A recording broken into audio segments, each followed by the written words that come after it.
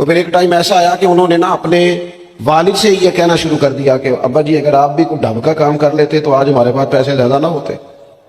کیونکہ ان کو جو سکھایا گیا تھا، اگر محبت کے انداز سکھائے جاتے شروع سے، وہ چیزیں دیکھیں نا، ہم کتنی باتیں انہیں سکھاتے ہیں، اگر ان کے لہجوں میں وہ خلوص پیدا کرنے کی کوشش. حضرت لقمان علیہ السلام نے کئی نصیحتیں کی ہیں اپنے بچوں کو، اور قرآن مجید نے سورہ لقمان کے اندر آپ کی ان نصیحتوں کو بیان فرمایا ہے. ایک مقام پہ حضرت لقمان نے اپنے بیٹے سے کہا تھا کہ بیٹا، لفظ نہیں، تیرا نا لہجہ بھی ٹھیک ہونا چاہیے. کچھ لوگوں کے لفظ ٹھیک ہوتے ہیں، لہجہ ٹھیک ہے. لہجے بھی بعض اوقات اگر محبت والے نہ ہوں تو بڑی تکلیف دیتے ہیں. وہ شوگر کے مریض ہیں، مثال دے رہا ہوں، شوگر کے مریض ہیں سسر صاحب، تو بہو نے پوچھا تھا ان سے صبح میں کہ ناشتہ لاؤں، تو انہوں نے کہا بیٹا ابھی میرا جی نہیں چاہتا، لیکن وہ شوگر ہے، گھنٹے دو کے بعد کمزوری ہے، بھوک لگ گئی تو آواز دی بیٹیا ذرا کھانا تو لانا. تب وہ ناراض ہو گئی، ابا جی میں نے تو صبح بھی پوچھا تھا آپ سے، گھنٹہ پہلے بھی، ابھی آپ نے پھر کھانا. اچھا وہ لے آئی، پر برتن ذرا زور سے پٹکے، اس نے دروازہ ذرا زور سے بند کیا. بوڑھوں کو اپنی تذلیل محسوس ہوئی، وہ لہجہ ٹھیک نہیں تھا. شام کو جب اس کی شکایت ہوئی کہ ذرا اسے سمجھائیے گا، تو وہ کہتی ہے اپنے شوہر سے کہ ابا جی سے پوچھے بھلا میں نے کہا کیا ہے. تو کہا تو اس نے کچھ بھی نہیں. لفظ تو بتائے جا سکتے ہیں، کیا جملہ بتائیں، اس نے واقعی کچھ نہیں کہا، لیکن اس کا لہجہ، اس کا انداز، اللہ کرے میں جوانوں کو بات سمجھا سکوں. لفظ بھی ستھرے ہونے چاہیے اور تیرا لہجہ بھی ذرا باوضو ہو تو بات بن جائے گی. اگر تیرا انداز بھی تھوڑا، بعض لوگ صحیح بات کر رہے ہوتے ہیں پر صحیح لہجے میں نہیں کر رہے ہوتے، وہ ٹھیک کہہ رہے ہوتے ہیں پر ان کا انداز ٹھیک نہیں ہوتا. حضرت لقمان نے اپنے بیٹے سے کہا وَلَا تُصَغِّرْ خَدَّكَ لِلنَّاسِ، بیٹا لوگوں سے منہ ٹیڑھا کر کے بات نہ کرنا، تیرا انداز بھی شستہ ہو، تیرا لہجہ بھی اچھا ہو، تیرا چہرہ ٹیڑھا نہ ہو جب تو لوگوں سے کلام کر رہا ہو. میرے دوستو، انداز جب پیار والے ہو جاتے ہیں، لہجے جب خلوص والے ہو جاتے ہیں، جب ہماری اولادوں میں یہ محبتیں منتقل ہوتی ہیں، جب یہ محافل اپنا اصل حسن اختیار کر جاتی ہیں اور یقین کی اس دولت تک چلی جاتی ہیں، تو پھر وہ محبت کی جو کیفیت ہوتی ہے نا، وہ اس طرح کا رخ اختیار کر جاتی ہے کہ جس سے انسان محبت کرتا ہے پھر اس کے لیے وہ جذباتی ہوتا ہے. چھوٹے چھوٹے بچے بھی جو ہوتے ہیں نا، چھوٹا بچہ، چلے اگر آپ کا تجربہ نہ ہوا تو یہ تجربہ کر کے دیکھیے گا، چھوٹا بچہ جس کی 4-5 سال عمر ہے نا، اس کے والد کبھی گھر میں اپنی ہی زوجہ سے، آپ کی توجہ ہوگی میری بات پر، والد اگر اپنی ہی اہلیہ سے گھر میں کوئی سخت بات کرتے ہیں نا تو بچے کو پیار ہے ماں سے. ابھی اسے پتہ نہیں ہے بات کیا ہو رہی ہے، ارے ماشاءاللہ، ابھی اسے خبر نہیں ہے کہ بات کیا ہو رہی ہے اور اس کا پس منظر کیا ہے اور پیش منظر کیا ہے.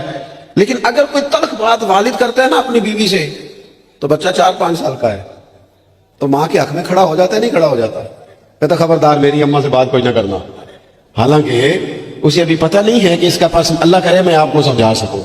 او خدا کے بندو، 4-5 سال کا بچہ چونکہ ماں سے محبت کرتا ہے اور خالص کرتا ہے اور صحیح والی کرتا ہے، تو اپنے ہی والد کے سامنے اپنی والدہ کے حق میں کھڑا ہو جاتا ہے. اور اگر اس کا پاس چلے تو ہو سکتا ہے وہ سختی بھی کرے، خبردار میری اماں کے بارے میں، میری والدہ کے بارے میں بات نہ کرنا.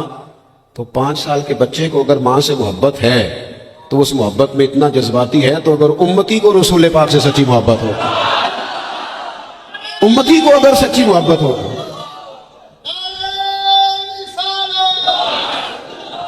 تو ڈاکٹر اقبال سے نا، ڈاکٹر اقبال سے کسی شخص نے مطالبہ کیا، کہا ایک جگہ پہ جانا ہے، وہاں کچھ لوگ نا نبی پاک علیہ السلام کے علم کے موضوع پر کوئی بحث کریں گے، مباحثہ ہوگا علم شریف پر. آپ کی توجہ ہے میری بات پر؟ تو اقبال ناراض ہو گئے، کہنے لگے میں تھوڑی جاؤں گا. کیا مطلب؟ کہنے لگے اس جگہ چلا جاؤں جہاں میرے نبی پاک کا علم تولا جا رہا ہے. کیا بات کر دی تم نے؟ جو تولیں گے، جو پرکھیں گے، جو حدود قائم کریں گے، جو اسے حدود میں بند کریں گے.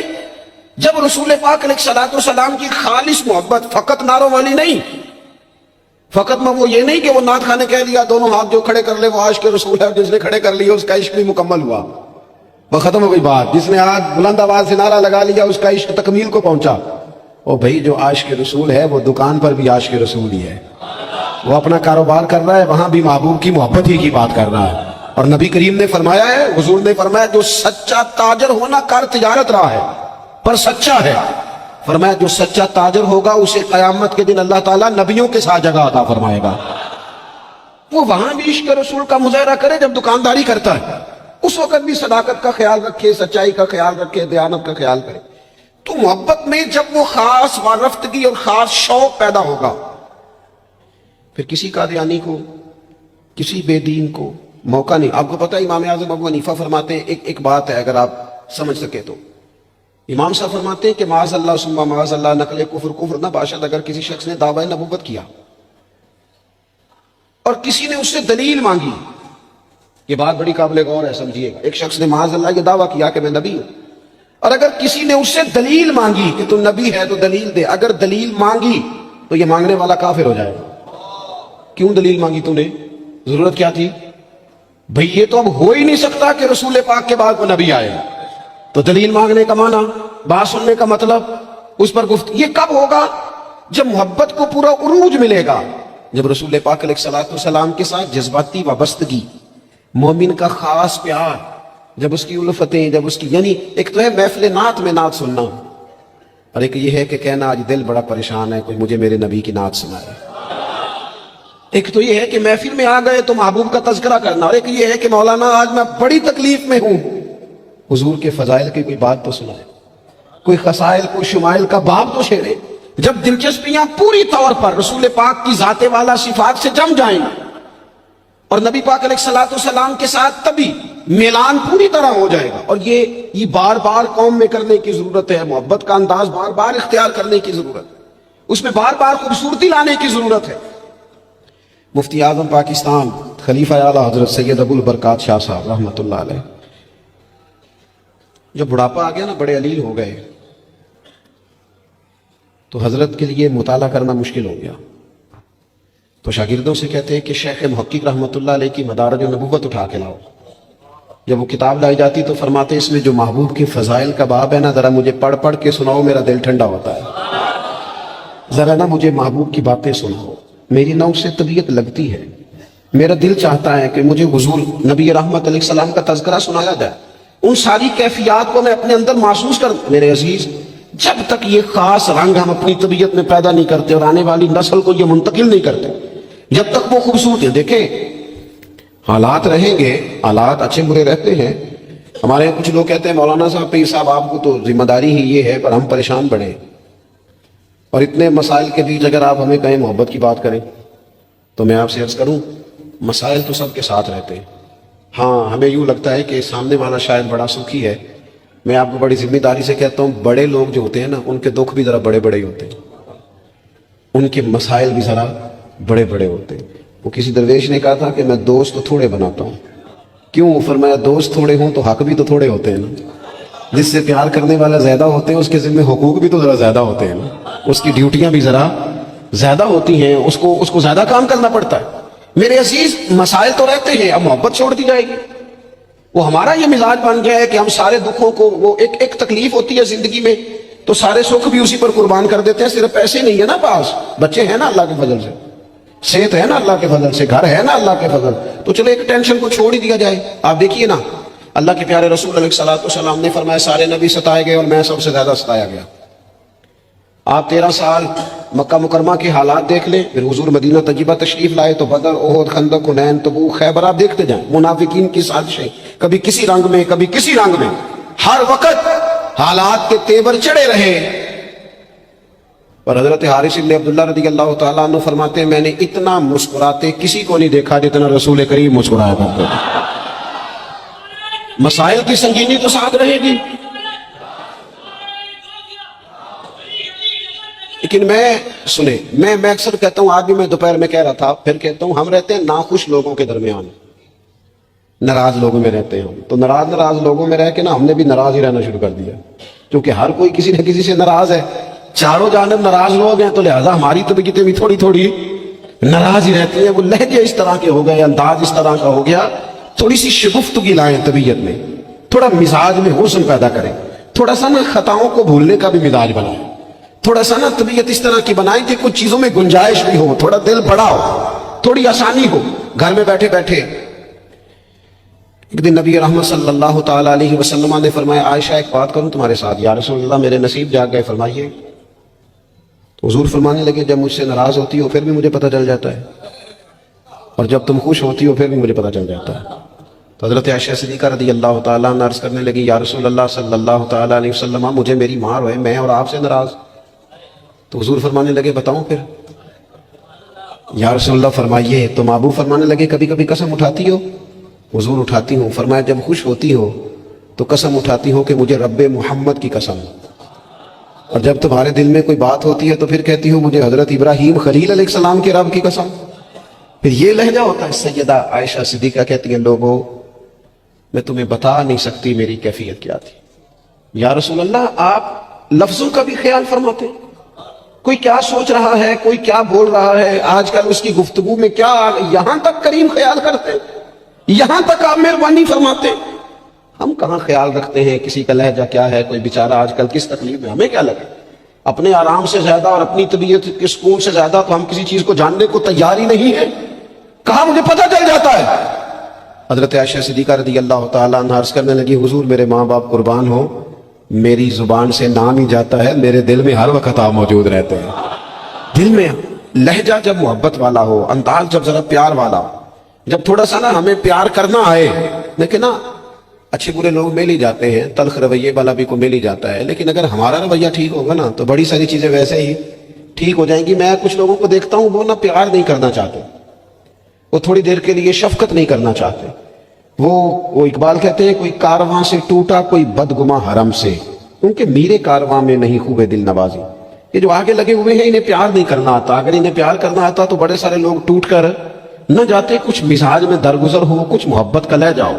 یعنی ایک تو یہ ہے نا کہ ہم بتا رہے ہیں، دکھا رہے ہیں، سمجھا رہے ہیں، اور ایک یہ ہے کہ آگے پیچھے دائیں بائیں دیکھا جائے، جب کوئی نظر نہیں آ رہا تو پھر جیب سے تسبیح نکلے اور حضور پر درود و سلام شروع ہو۔ پھر کیفیات اور قسم کی ہو۔ جب یہ خاص وابستگی نصیب ہوگی اس کے بعد کسی کو جرت نہیں ہوگی ہمارے گھروں کے اندر داخل ہو کے فتنہ گری کرنے کی۔ یہ کوئی بھی شخص بدعقیدہ ہو، قادیانی ہو، کوئی بھی ہو، یہ شکار تب کرتا ہے کہ جب گنجائش ملتی ہے۔ وہ نبی رحمت علیہ السلام نے فرمایا نا، مشکات میں حدیث ہے، فرمایا جب تم اللہ کا ذکر کرتے ہو نا تو شیطان تمہارا دل چھوڑ کے چلا جاتا ہے، اور جب تم غافل ہوتے ہو پھر شیطان وسوسہ ڈالتا ہے۔ شیطان کے وسوسہ ڈالنے سے آدمی غافل نہیں ہو رہا، بلکہ بندہ غافل ہوا تھا، اس نے گنجائش دی تھی تو اندر شیطان داخل ہوا۔ اگر یہ ذکر کرتا رہتا تو شیطان اس کے دل کو چھوڑ کر دور رہتا ہے۔ یہ جو گنجائش ملتی ہے نا ہمارے ہاں، گنجائش، یہ جو نئی نسل کو پوری طرح ہم نبی پاک کی محبت کی غلامی میں ڈھالتے نہیں۔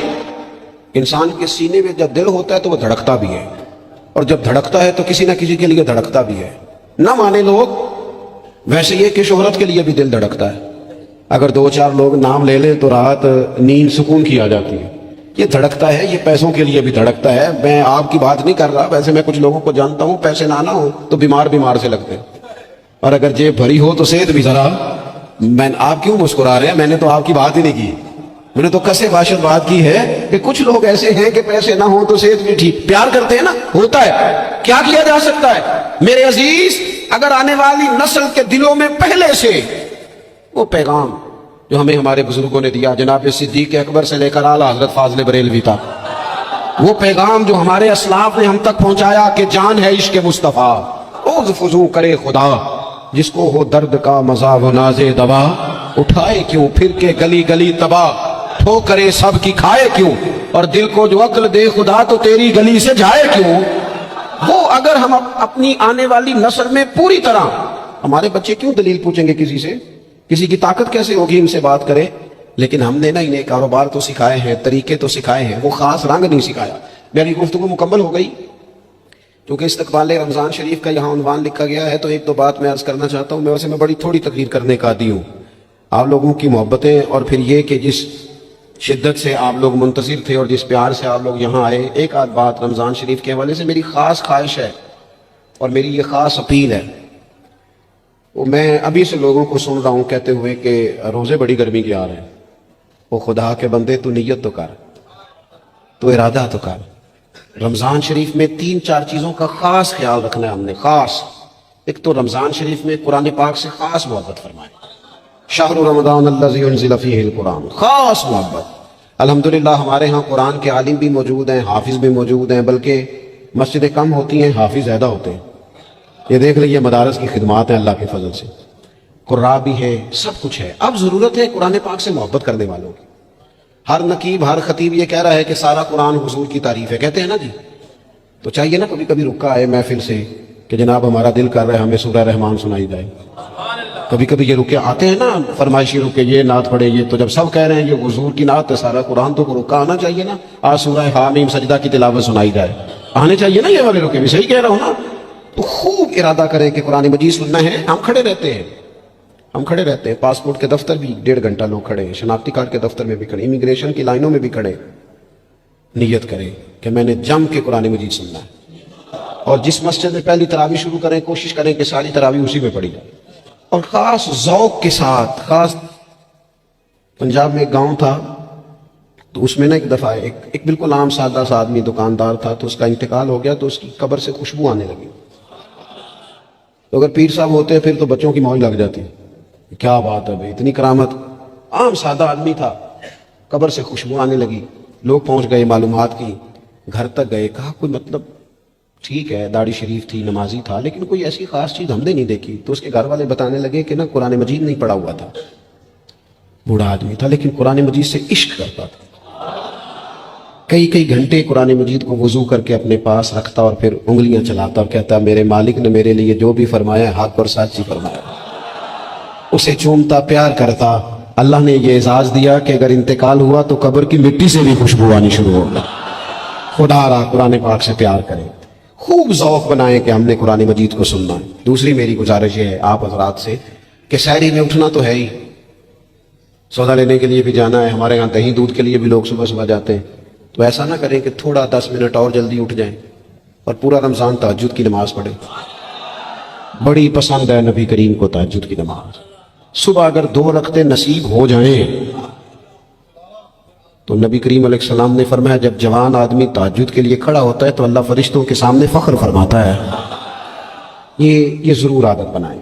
صبح جن لوگوں کو چند نفل نصیب ہو جائیں اور پھر وہ دعا مانگیں، ایک تو رمضان پھر تہجد کا ٹائم، اس ذوق بنا. اور تیسری گزارش میری یہ ہے غریب آدمی جو ہوتا ہے وہ سمجھدار نہیں ہوتا. چونکہ عقل مند ہونے کے لیے تو پیسے ہونا بھی تو ضروری ہے نا. میں نے دیکھا ہے کہ بالکل ان پڑھ آدمی ہو لیکن سیٹھ ہو نا تو بڑے بڑے سیانے لوگوں کو نصیحتیں کر رہا ہوتا ہے اور اس کی سنی بھی جا رہی ہوتی. میری غربت نے کیا مجھ کو زمانے میں بدنام، تیری دولت نے تیرے عیب چھپا رکھے. یہ نا غریب آدمی اگر سیانے ہوتے تو وہ بھی مالدار نہ ہوتے، یہ نہیں سمجھدار ہوتے. یہ بیچارے کمزور اس لیے رہ جاتے ہیں کہ ان کو چالاکیاں تیزیاں الا ماشاءاللہ نہیں آتی. تو کئی دفعہ غریب تکلیف بھی دیتا ہے جب آپ کچھ بانٹنے لگتے ہیں، جب کچھ آپ دینے لگتے ہیں تو کچھ چیزیں محسوس بھی ہوتی ہیں. بندہ دیکھ کر خیرات نہ کریں، اللہ کی رضا دیکھ کر کریں. ہمیں صحیح حدیث میں اس شخص کا تذکرہ بھی ملتا ہے جس نے آ کے نا محبوب کی چادر کو کھینچا تھا، یہ بخاری میں، اور گردن مبارک پہ نشان پڑ گیا تھا. اس نے کہا میں کچھ لینے آیا ہوں، چادر کو کھینچا، تکلیف ہوئی بظاہر، لیکن محبوب نے پھر بھی جب عطا کیا تو مسکرا کے ہی عطا کیا. غریب آدمی تکلیف میں ہے، مہنگائی نے آزمائش پیدا کر دی. تھوڑے سے امیر لوگ اگر اپنے اخراجات میں کمی لائیں، یا اگر جو عید پر 6 جوڑے بنواتا ہے وہ 2-4 سے گزارا کر لے، تھوڑا سا اپنے اخراجات کو کم کر کے صرف اپنے رشتہ داروں میں اپنے دائیں بائیں تھوڑی سی توجہ کریں. اور ایک بات کا ضرور خیال فرمائیں، پردہ پوشی بہت بڑا حسن ہے، بہت بڑی خوبصورتی ہے. اگر یہ صدقات اور خیرات اور رمضان میں جو مساوات کا مہینہ ہے اس میں اگر تھوڑی سی نا پردے کے ساتھ، امام ابو نعیم نے لکھا ہے کہ 100 گھر تھا مدینہ شریف میں، 100 تھوڑی سی آبادی ہوتی تھی، 100 گھر کتنا زیادہ ہوگا. 3 وقت کھانا بھی پہنچتا تھا، کپڑے بھی پہنچتے تھے، بیمار کی دوا کے پیسے بھی پہنچتے تھے. کون دے جاتا ہے پتہ کوئی نہیں تھا. پھر اچانک سب کے گھر کھانا آنا بند ہوا تو لوگ پریشان ہوئے، ایک دوسرے سے پوچھنے لگے تیرے گھر کب سے نہیں آیا؟ کا 18 محرم سے. تیرے گھر کب سے نہیں آیا؟ اسی شام سے. تیرے گھر 18 سے. اب جب سب متفق ہوئے تو پتہ چلا کہ 18 محرم کو امام زین العابدین کا انتقال ہوا. 100 گھروں میں کھانا جاتا تھا پر پتہ نہیں تھا دے کون جاتا ہے. کچھ تھوڑا سا نا، کچھ خبریں ایسی ہیں جو حضرت عمر بن عبدالعزیز صبح اپنے خادم کو نا ایک سارے دن کے کاموں کی لسٹ دیا کرتے تھے. تو ایک دن لسٹ دی تو وہ چاہیے تو یہ تھا نا کہ उस पर लिखा होता था कि 11 बजे महकमा तालीम वालों को बुलाना, जोहर के बाद दिफा वालों को बुलाना, शाम को सेहत वालों को बुला लेना। वो लिस्ट जो दी थी उस पर लिखा था कि कल 5000 दरूद पाक कम रह गया था, आज ज़्यादा पढ़ना है। वो फलां बेवा के घर में राशन पहुंचाना है। वो 2-3 लाइनें अभी पढ़ी थी कि वो हजरत ने छीन ली, फरमाया ये तो मेरी जाती है। तो मुशीर कहने लगा हुजूर ये कम करते हैं, कभी बताया नहीं। तो आप फरमाने लगे कुछ पैसे छुपा के रखे होते हैं लोगों ने कि मुश्किल पड़ गई तो काम आएंगे। मैंने भी कुछ नेकियां सबसे छुपाई हैं, क़यामत में मुश्किल पड़ गई तो अल्लाह के करम से मेरे काम आ जाएंगे। ये कुछ मैंने साइड पे कर दी है जो मैंने किसी को बताई। तो रमज़ान शरीफ में ऐसी नेकियों का मौका मिलेगा, कुछ छुपा लें। कीमती चीज़ें सबको नहीं बताई जाती, छुपाई जाती। जो जिनको कीमती समझते हैं ना, करोड़ों रुपया जिसके पास हो वो थोड़ी बताता है मेरे घर में 50 तोले जेवर पड़ा, थोड़ी को बताएगा। तो कीमती चीज़ें बताई नहीं जाती, छुपाई जाती हैं। अपनी नेकियों को कीमती बनाएं, उनको छुपाएं। अल्लाह के हुजूर दुआ करता हूँ। ये हजरत ने भी इस पर बात की थी और मुझे भी इरशाद फरमाया, ये जो आपस की रंजिशें हैं ना, जब मकासद बड़े होते हैं फिर रंजिशें नहीं होती। आपस की रंजिशें, बस एक हदीस पाक अर्ज करता हूँ, अगर आपकी समझ में आ गई तो बात। हमारे यहाँ ना कुछ लोगों ने सुन्नतों को भी मखसूस कर लिया ना कि ये वाली सुन्नत है। भाई तमाम ज़ाहिरी सुनन और आदाब पर भी अमल करें और जो बातनी कैफियत हैं उस पर भी गौर करें। तिरमिज़ी में हदीस है, उम्मीद है आप याद रखेंगे। नबी रहमत अलैहिस्सलाम ने फरमाया, ए अंस, ए मेरे बेटे, तुमसे हो सके तो सुबह इस हाल में करना कि तुम्हारे दिल में किसी के लिए बुग़्ज़ ना हो। सुबह इस हाल में करना कि तुम्हारे दिल में किसी के लिए बुग़्ज़ ना हो। और महबूब फरमाने लगे, ये मेरी सुन्नत है, ये मेरी सुन्नत है, ये मेरा तरीका है दिल को। और एक हदीस पाक में हुजूर ने खुद फरमाया था, कोई किसी के बारे में मुझे बात ना पहुंचाए, मैं अपना दिल तुम्हारे बारे में साफ रखना चाहता हूँ। अपने दिल से ना इन चीज़ों को निकाल फेंके। और अगर आज ये छोड़ जाएंगे ना मस्जिद के बाहर, तो फिर तो रमज़ान में हल्के फुल्के हो जाएंगे इंशाअल्लाह ताला। आने वाला वक्त बेहतर गुजरेगा। अल्लाह ताला तौफीक अमल अता फरमाए। वमा अलैना इल्लल बलाग।